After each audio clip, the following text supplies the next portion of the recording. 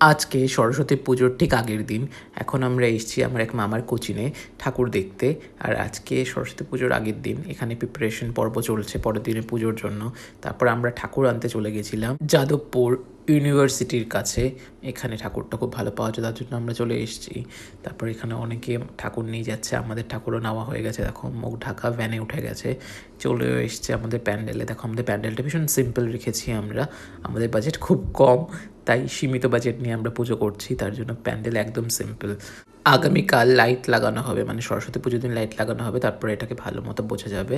আর এখানে দেখো মা সরস্বতীর মুখটা কি মিষ্টি হয়েছে না? তোমরা কমেন্ট করে জানিও কীরকম হয়েছে আমাদের মা সরস্বতী। আর একটা সরস্বতী ঠাকুর তোমাদের দেখাচ্ছি, দেখো এখানে কি সুন্দর দেখতে, মায়ের মুখটা খুব সুন্দর। আর ব্যাকগ্রাউন্ডে সাজানোটাও তো বেশ ভালো হয়েছে, কিন্তু মা সরস্বতীর মুখটা খুব সুন্দর। এখানে মা সরস্বতী আছে, হরিণ আছে, আর মায়ের সরস্বতীর বাহন তো হাঁস